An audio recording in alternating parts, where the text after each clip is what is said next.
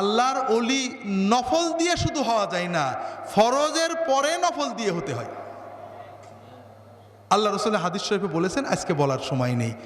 হাজেরিন, এই ঈমান এবং তাকওয়ার সাথে আল্লাহর বড় ওলি কারা? আমরা যারা বৃদ্ধ হয়েছি, যত ঈমান তাকওয়া করি, আমরা সিনেমা দেখি নে, গান শুনি নে, আরে গানের মজাই তো নেই। এখন কানে ভালো করে শুনি নে, চোখে ভালো করে দেখি নে, দেখবো কি রক্ত ঠান্ডা হয়ে গেছে।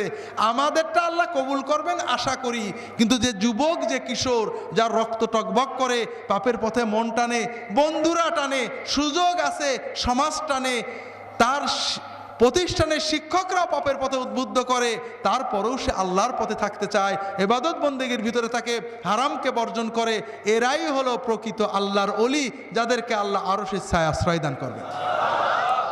যদি আল্লাহর ওলিদের সালাম মুসাফা করতে চান, দোয়া নিতে চান, সমাজে আশেপাশে এই ধরনের যুবক পেলে তাদেরকে সালাম করে 10 টাকা হাদিয়া দিয়ে দোয়া নেবেন, ইনশাআল্লাহ আল্লাহর ওলিদের দোয়া নসিব হয়ে যাবে।